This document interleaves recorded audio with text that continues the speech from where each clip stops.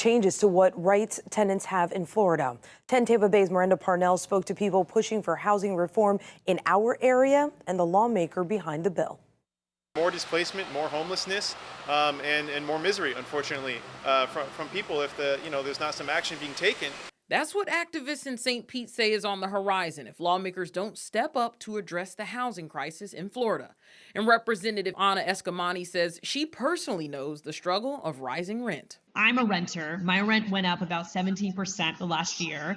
And that's actually on the low end compared to what renters are experiencing today. Eskamani has proposed a sweeping 46-page bill that she says would strengthen tenants' rights across the state with changes that include creating a statewide agency that would focus on tenant advocacy and homeless services. I mean, this is the crisis impacting all of our constituents, and it just gets worse by the day. Other aspects of the bill include renter protections like prohibiting evictions during a state of emergency declared by the governor, allowing victims of domestic violence or stalking to terminate a rental agreement under certain circumstances, and capping security deposits so that they can't exceed 1 month's rent.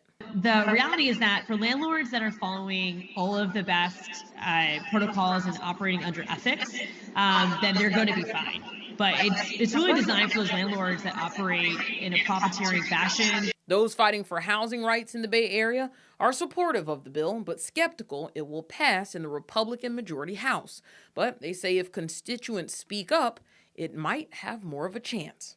Ultimately need a different sort of economic system that prioritizes housing as a human right and not for profit. In St. Pete, Miranda Parnell, 10 Tampa Bay.